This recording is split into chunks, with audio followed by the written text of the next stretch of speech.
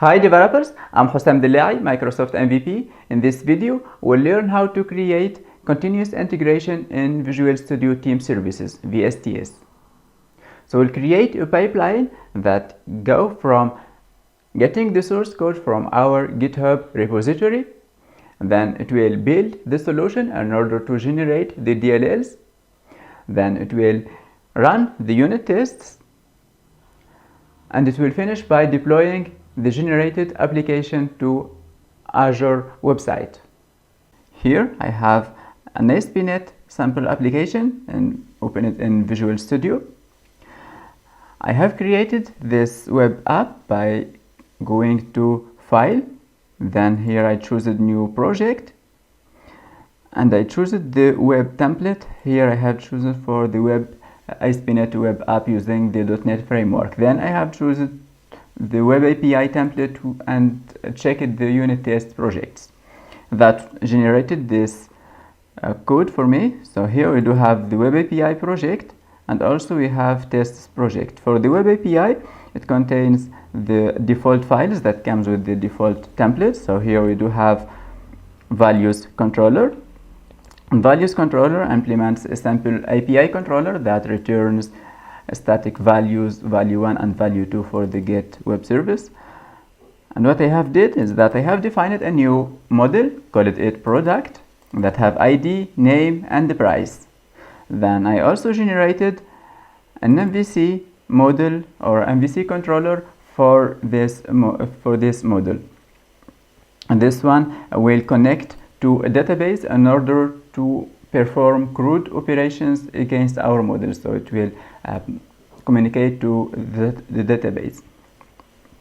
If we take a look at a sample for this application, here if I run that app I will get this page, and then I do have this page for adding and editing products.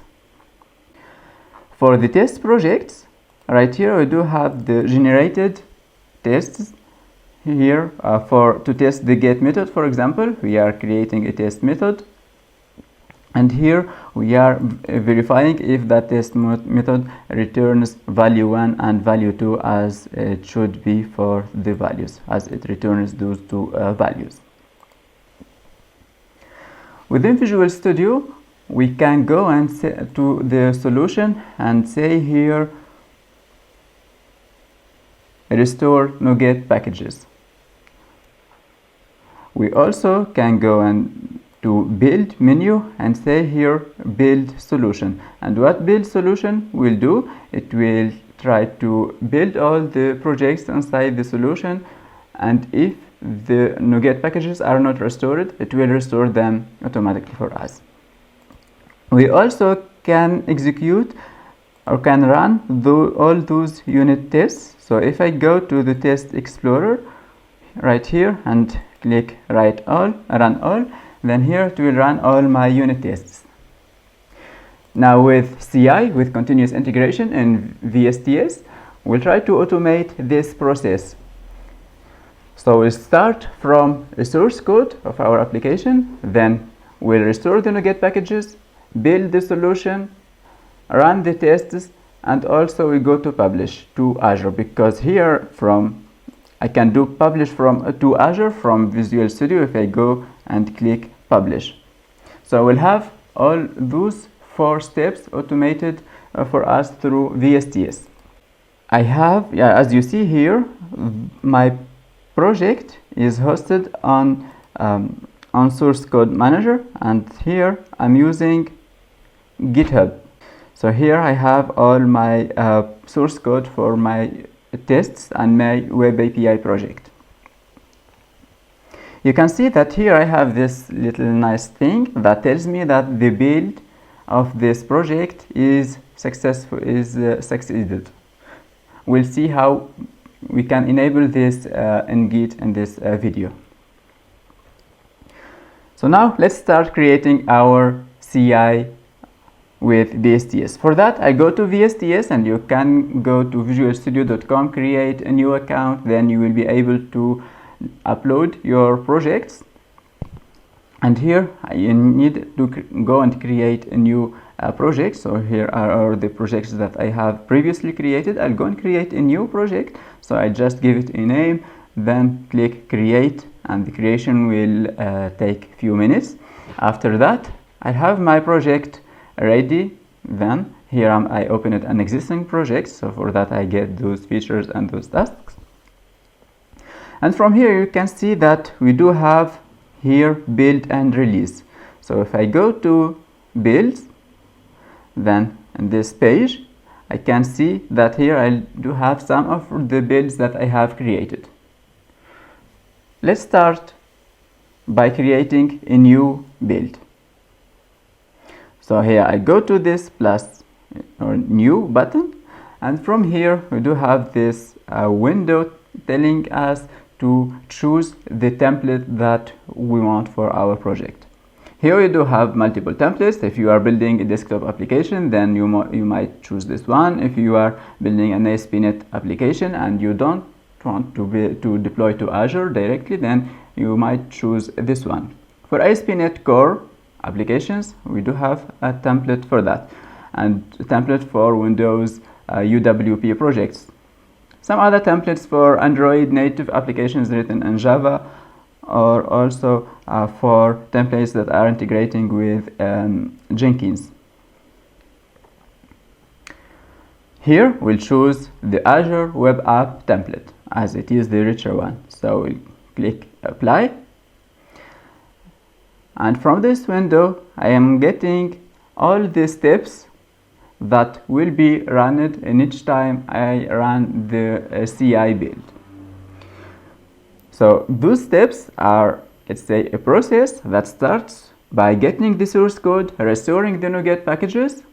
Remember, we do have that same button in Visual Studio, but here we'll do it in VSTS. Then we do have build solution, run unit tests, deploy to Azure or publish in Visual Studio. Then here 2 extra steps to put the generated DLL for our application in a folder called derop. Cool. So this process starts from here by giving a name to our CI. So let's call it Web App CI Demo, for example. Then we do have this required step here to choose a default agent that will run our CI integration. Here we'll go and choose hosted VS 2017 because that one is the more powerful and contains lots of features. Then here parameters, we are asked to choose the solution that we want to build. Here I'm choosing the entire solution, but we can go and choose a specific CS proj. So if you want to do that, then you might go here to these points and you will access your source code. Oops, here it cannot access it because we didn't yet gone through the step for getting the source code, but we'll see it later. Then here we are asked to get the Azure subscription in which we want to send our generated web application, because here one of the tasks is to publish the application to Azure. So VSTS needs to communicate with Azure, needs the Azure permission in order that Azure let VSTS publish the application. So it needs to get the Azure subscription. Here I'll choose Visual Studio Enterprise 2. If you are doing this for the first time, then you will get here a button called Authorize, a blue button, Authorize, and you click on it and you will be asked to log into your Azure subscription, and that way you grant VSTS the permission to use your Azure subscription. In my Azure subscription, I might have many websites, and here I'm asked to choose which one I want to deploy my application to. Here I'll choose Products DevOps Demo. So I have created this website before starting the demo on Azure, and I can show you how I have did that. So here I can go to my Azure subscription, and here I do have that website called Products DevOps Demo. My website is an application that communicates with the database. For that, I have attached a database to my web service app by going to data connections, then here click add, and then I have chosen the server that I have also created. So you'll need to create web app, then SQL server database in order to let your application communicate to that database server. So I have here chosen this one, so I have done that.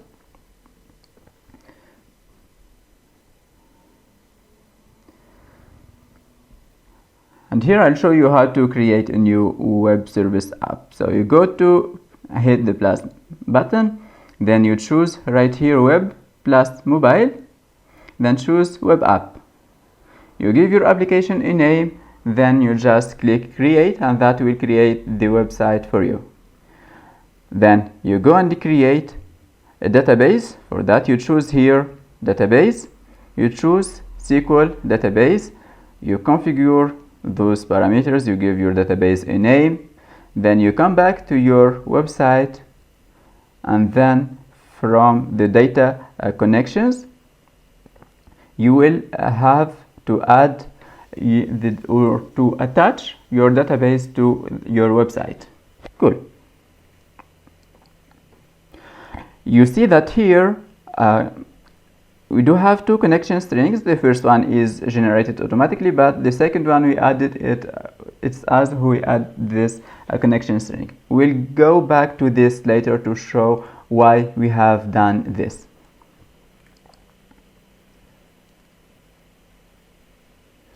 So from VSTS right here we have configured the process so we can connect to our Azure subscription. Then let's go to the first step in this process.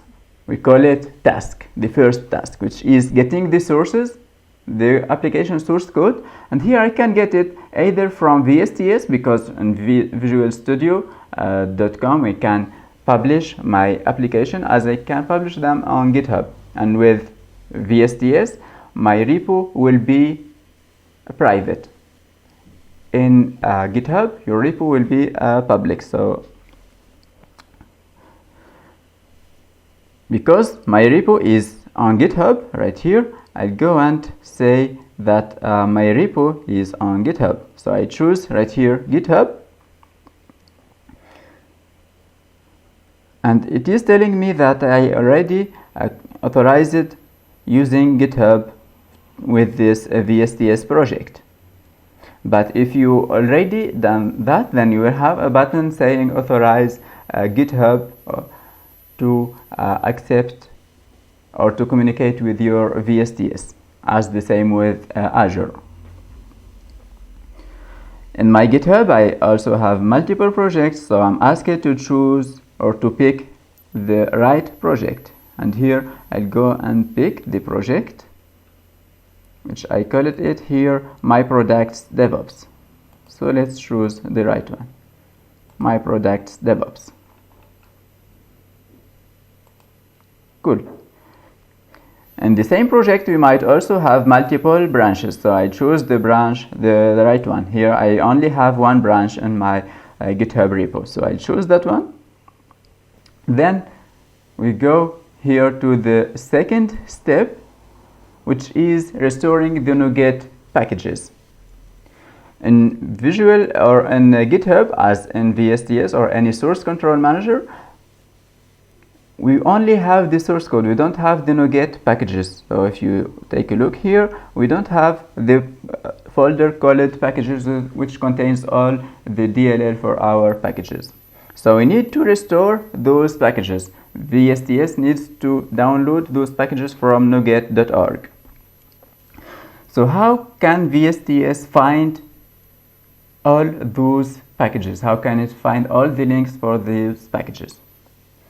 Here it can take or it can parse the SLN file, and in that SLN file it can take all the links for all our packages.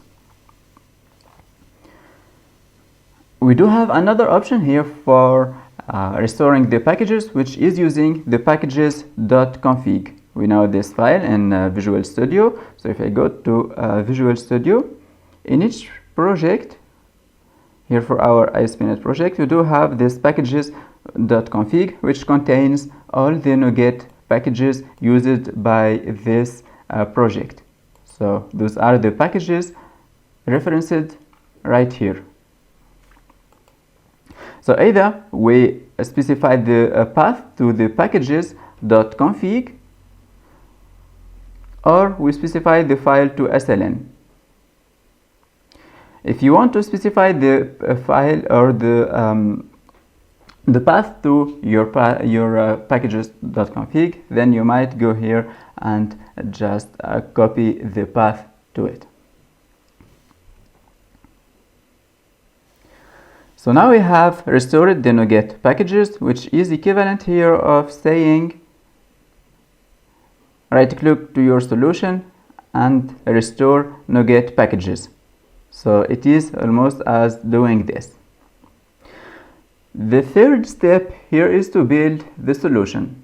Building the solution in Visual Studio could be done by going to menu and then click build solution. In VSTS we can do that by giving the SLN file to our solution, and here I'm telling how it can find that SLN file. You see that here it doesn't have all the path for my SLN, but it just giving it the extension for my SLN file. With this syntax, I'm telling VSTS to go and search for inside my solution, to search for all the files inside all the folders that have file extension .sln. I only have one file with extension SLN, so it will find it. Then here in build, we either choose to build our solution in release mode or in debug mode. In Visual Studio, we can specify this by going to here and say I want to build it in debug or in release mode. In VSTS, we can choose the build configuration right here. You see here it's a variable name, not release or debug value. We can specify those variables right here. So here we do have build configuration configured to release. You can, if you want to change it to debug, then you want to change it right here. So it's taking the key here, build configuration, and it is using it right here. Here the sign $ with the parentheses will say that this is a variable name, build configuration. Let's move to the next step. Once we have built the solution and we have generated the DLLs for our both web API and unit test projects, then we are ready to run the DLL for the unit tests project.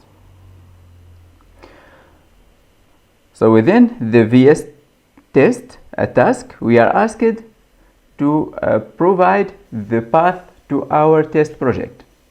Here you see with this syntax right here, I'm telling it to go and search for any DLL file which have the name test on it.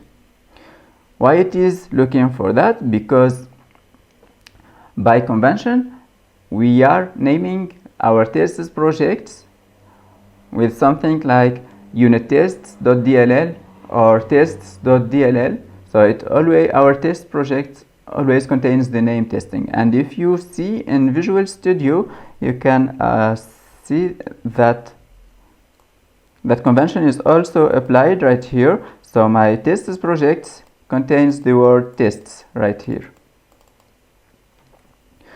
So then the DLL generated will be with the name of the project.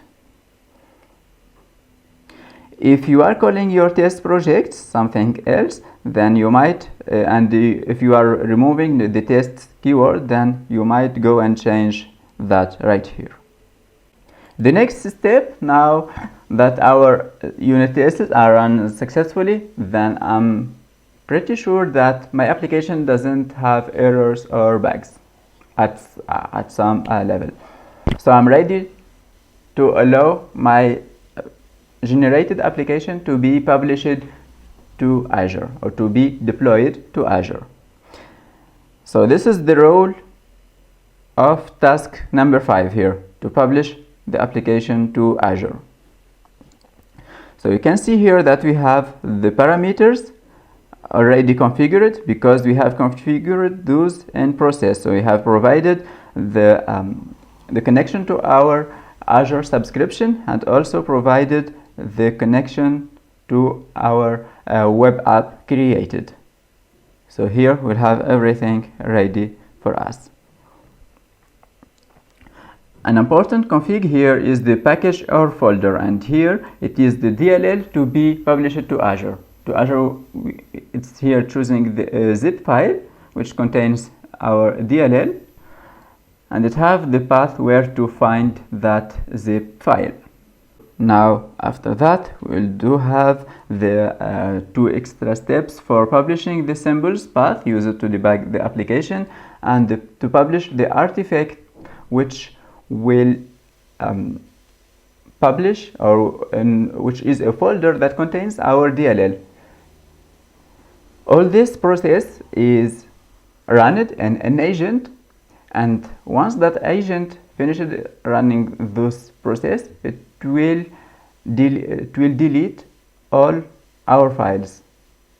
And here we want to keep our generated DLLs because we want to use them later. So the way to do that, or to keep them, is to paste them in a folder that will be kept for us. That folder is called the derop. So I can access my generated files even after the agent is deleted. So now I'm ready to run this CI right here from task. So I can go to task, save and queue, and this will save those config. Then it will queue this CI in order until it finds an agent, then it will run those on an agent. So if I go here to this provided link for my build, you can see that here it is waiting for an available agent. Now it have find the agent, will set up that agent. It get the source code, and now it's executing the other steps right here, the other tasks. So here it is executing the nuget.restore, which is the second task right here. Then it will do build, which have been done successfully. Then it's now executing the unit tests, and now it is deploying that application to Azure.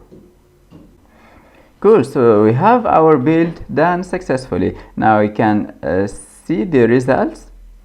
For example, here to our tests. So we can find that our 6 tests was run successfully, and they can take a look here at all the tests with the duration taken to execute each of those tests. And they can see that now my website is online and available. So if I go here to overview, open my website link, then right here you can see that now I can access my website, and I can go to products MVC, and now I have my list of products created on my online database. I have created those products before the demo, so at first you should have your list empty right here.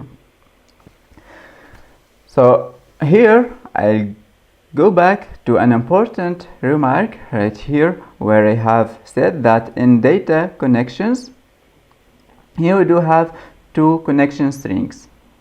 And here, because I have configured this connection, I have added this connection string before starting the demo. So if you didn't do that, then your web application will not run successfully, and it will show an error message saying that your application cannot connect to the Azure database. Why is that? Because your application is using the default provided connection string, which is the one specified in your Visual Studio project. So in Visual Studio, we do have the products context, which will use this connection string products context, which have its value set up in the web config file. So in the web config file, we do have products context, which here connects to a local database. If we take a look at the connection string here, it have the path to my local database used in my machine. When I deployed my application to Azure, then my web application should connect to the SQL Server hosted on Azure, not anymore the one hosted in my machine. So to allow my web app to connect to that web service or my SQL Server hosted on Azure, I need to change this connection string so that it will point to the one hosted on Azure. How to do that? Actually, that's why I have here configured, or I have added another connection string. So if we take a look at products context, you can here see the path to the new connection string, which here points to my online database hosted on Azure. How to add that connection string? So you need to go to the config application settings right here, and from application settings we do have all the settings for our application, and we do have this menu here called connection strings. From here I have the one provided by default, and here the one I have added. To add a new one, you just add the name of your connection string, then paste the value for it. How I can get the value for that connection string? Actually, here you can click on show the connection string values and use the one provided by your default MS table connection string provided by default. So you just copy this one and paste it right here as the value for your second connection string. Then what will happen is that the value of this connection string, call it products context, the value right here will be changed by Azure. Then what will happen is that this local connection string will be changed by Azure to point to the one we have created right here. Now you can see that I can customize this process. So here I do have all these steps, and at the end an email will be sent automatically for my inbox. So if I don't want to do that, or if I want to add another notification method, then I can go here to add task, and from here I can add another task to be added to this CI steps.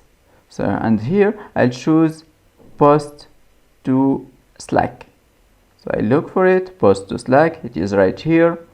So I click add, but you might not find this task right here because you need to install this in your VSTS, and you can simply do that by clicking here, check out our marketplace, and by doing that you can access here all the tasks that you can install in your VSTS project. And here if I look for post to Slack, I will find that task. Hit search, then here it is. From here I need to click install in order to install it to my VSTS account, and here it provides all the documentation for how this plugin works. So let's take a look back at this task. If I go select it, here it is asking me for the message author. Let's say it is VSTS who is sending the message. Then the content of the message, here it will display the build number, but we can also configure some other, we can customize that message was run successfully, for example. Then here we need to provide Slack API token. So how we can get that token? If we go to Slack api.slack.com, right here we need to create a new app. So you go to your apps, then create a new one, which you have done that.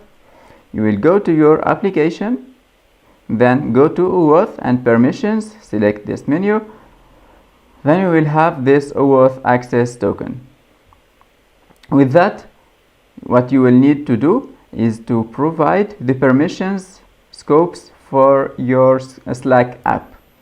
Here you have to provide posts to specific channels and also send messages as VSTS DevOps. You can specify that by going and look for those permissions in this list. So let's copy this OAuth access token and then use this in our CI steps. Post to Slack, so we need to paste this value right here. But here I do have a problem. If I paste this value here, then it will be visible to all the members of my project, and this is not secure. Instead, what we'll do is that we'll not paste it here, but we'll go and use variable and save that right here by creating a new variable name. So let's call it Slack token, for example, and then paste it here. And what will make it secure is that I can change the variable type to secret by clicking this button right here. So now it is no longer visible to the members of my project. And in order to reuse the value of this variable right here, I'll go and copy its value, go back to tasks, and now I don't have to paste its value but just to use the key. We do have a special syntax to do that, using the $, open parentheses, close them, then inside the parentheses we paste our key variable this way. Then we need to configure the channel in which will appear the message sent by VSTS. Here I have created a special channel in my Slack application, and that channel is right here, VSTS called it.